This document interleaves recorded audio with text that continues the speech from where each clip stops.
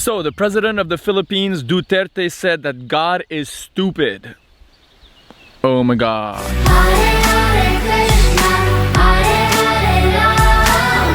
Hi, this is Cyril Warrer, or Chandra, and welcome to Easy Bhakti, a channel dedicated to personal and spiritual development, where we look at different philosophical, theological issues or current events in the light of a spiritual worldview, primarily based on the teachings of Krishna in the Bhagavad-Gita. Duterte, the infamous president of the Philippines, who is known for making all sorts of crazy remarks and who I don't really support in terms of his political views, and especially his arrogance, has said, though, something that's quite interesting, and I want to talk about it today. It's all over the news that he said that, you know, God is stupid, and he was referring to to what he considers to be the Christian God in relationship or vis-a-vis to the Adam and Eve story. So I'm gonna read to you what he says, and then just say a few words on it, again based on the Bhakti point of view or the Bhagavad-Gita. So he basically criticizes the whole idea of us having to suffer for Adam and Eve's mistake, okay? And he says, quote, Adam ate it, then malice was born. Who is this stupid God? That son of a bitch is stupid if that's the case. I tend to agree.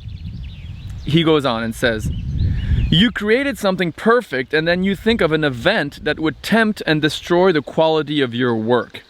Now here I disagree. He's referring obviously to creating the apple. And so since God creates the apple, then he's creating the opportunity for Adam and Eve to mess up. But here's the deal though, we do have free will. I believe we all have free will as individual souls, as individual sentient beings. And so if there's no free will, there's no real question of love, right? Because if we're talking about love, and if we're talking about a divine love, if we're talking about souls in heaven or in the spiritual world having an independent, love-based relationship with God, if there's no choice, if there's no opportunity, if there's no possibility of turning your face away from God, then where's really the question of God? Where's the question of love? You know what I mean? I messed up words here because I was thinking of a statement by Prabhupada, the founder of the Hare Krishna movement, who gave an analogy which I think is really good. He says, you know, if I point a gun to your head and say, love me, where's the question of love? So here, Duterte, if you're hearing me here, you probably don't, but if you're hearing me, I don't agree with that point. You know, the fact that God may have created an apple, or if we just want to take that as an analogy, if God created free will, no, that's actually glorious. That's actually glorious. Now, this is where I really think he makes a good point though, our dear Duterte. He says, speaking about babies, okay, he said that babies should not be responsible for original sin. That was your mother and father's deed. You weren't born yet, but now you have original sin. What kind of religion is that? I can't accept it. And quite frankly, I also can't accept it. And you know who also didn't accept it in the Bhakti tradition? The famous Bhaktivinoda Thakur. Srila Bhaktivinoda Thakur's main critique of what he considered to be Christian theology was this point, that humanity has to inherit the karmic reaction, right, for the sin of two individual souls, namely Adam and Eve. Philosophically or theologically, here's my issue with it, echoing Bhaktivinoda Thakur's critique, and it is this. In the Bhagavad-Gita, chapter 13, verse 21, Lord Krishna states, the soul alone, that means you, that means me, that means every individual soul, that means, figuratively speaking, or if you want to accept it at, you know, in a literal sense, Adam and Eve alone is responsible for that soul's happiness and distress. In other words, we alone, I alone am responsible for the suffering that I may be experiencing in this life. Nobody else is responsible for my suffering in the ultimate sense except myself. It's kind of funny to bring in 1970s rock music here, but Led Zeppelin, Robert Plant and Led Zeppelin coined it perfectly in that song, It's Nobody's Fault But Mine.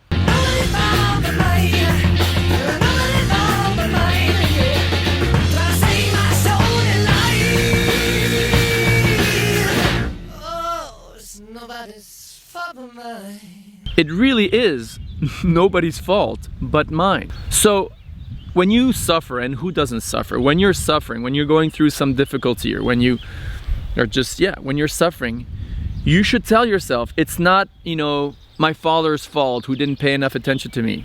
It's not my mother's fault who could have given me more money in her inheritance. It's not, the doctor I went to see who gave me some bad antibiotics that gave me irritable bowel syndrome for the rest of my life. It's not, my wife who cheated on me. It's not, my business partner who cheated me and, made me lose money, etc., etc., etc. It's not my, my ashram leader who exploited me and left me with nothing. The list is long. Whatever suffering you're going through, you can't blame someone else for it. In the ultimate sense, you gotta blame yourself. You gotta blame yourself. And so in this connection, Duterte's got it right. Why should a baby, or you or me, have to suffer for the karma of his or her parents? What to speak of the karma of, the original so-called father and mother, Adam and Eve? In the Hindu or Vedic perspective or Vaishnava perspective, if Brahma, for example, who's considered to be the demiurge of this universe, the first created being in the universe who basically populates the entire universe, imagine he did something adharmic. Imagine he did some sin. Why would anyone other than him have to suffer the consequence? Now, to be fair, or to make a little parenthesis here, we do hear, for example, in the Bhagavad Purana, that a leader, a king, inherits or accrues 1/6 of the pious or impious karma of his citizens. So let's say pre-industrial, monarchy-based, kingdoms, a king is sort of responsible, and so if his citizens are really religious and do all sorts of pious activities, then he reaps 1/6 of their good karma. And similarly, if they perform some sins and act adharmically, then they're supposed to inherit 1/6 of the karma, of the bad karma. He's supposed to inherit or incur 1/6 of their bad karma as well. Now that could look like an Adam and Eve thing, where you've got someone, namely Adam and Eve, or one citizen who performs some sin or some good deed, and then another person gets the reaction somehow, such as, for example, we as humans inheriting the karma of Adam and Eve, or a king inheriting the karma of his citizens. But there's a difference here, because a king is supposed to influence, and does. I mean, even modern politicians, even whether it's Trump or Macron or Merkel, whether they're prime ministers or full-fledged kings, they do influence the citizens. And therefore, the actions of a citizen under X ruler is influenced by that ruler. And therefore, I have no problem accepting the idea that a ruler will get some karma, for the activities of his citizens, because he's influencing them. He's their leader, so he's supposed to direct them in one way or other. So if they're doing some sinful activities, it's kind of his fault that he didn't direct them the right way. And if they're really pious and dharmic and everything, credit goes to him to a certain degree, because even though they have free will, he's directing them in a good sense, in a good way, and they're following suit. But in the case of Adam and Eve here, we're just like inheriting without having done anything and having no connection whatsoever to Adam and Eve. It's not like Adam and Eve is like telling us do this or do that. No, it's like their independent action and reaction falls on our shoulders. Why? Why? So again, coming back to the Bhagavad-Gita, Krishna emphatically says the soul alone is responsible for the soul's experience of happiness and distress. So it's not Adam and Eve's fault, it's not your parents' fault. I've already said it. Now you may ask, okay, I created my own suffering, but when? I'm only 17 years old. I lived a pretty good life. In your past life.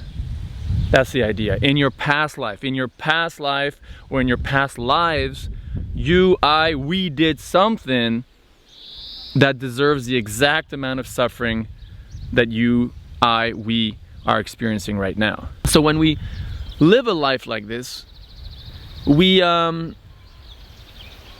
swallow a pill of humility for sure, because we can't blame anyone. Any suffering we experience individually or collectively is our own doing, is our own fault.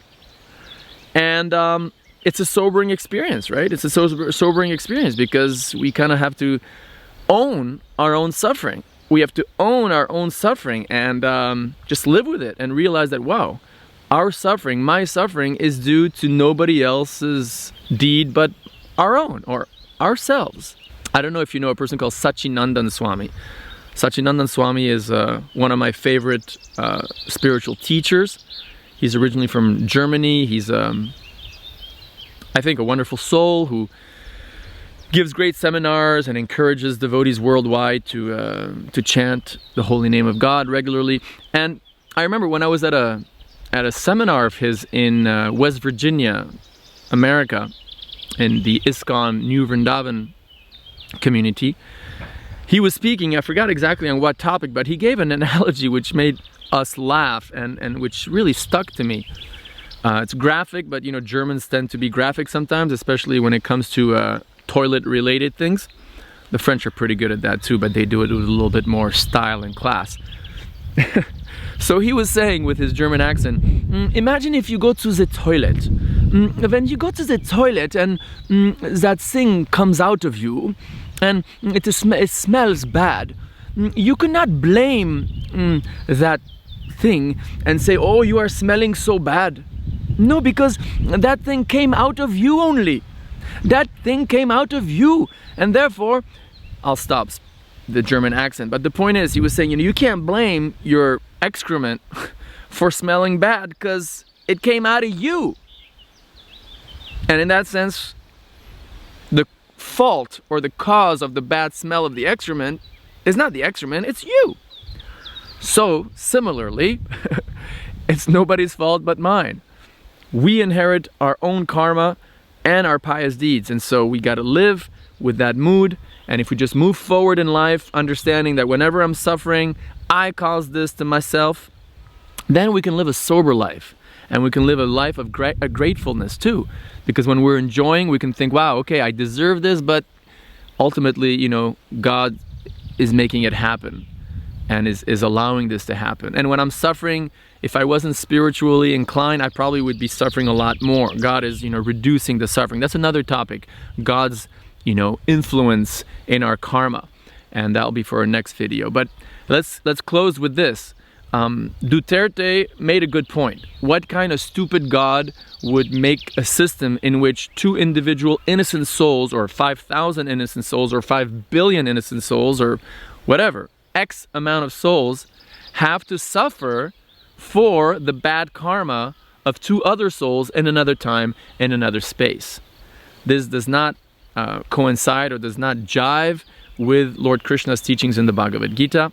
And we should learn to accept responsibility for our own suffering and our own happiness and move forward in life with a spiritual outlook on this. So thanks for watching. Please do subscribe, as I said, and leave your comments, and I'll see you in the next video.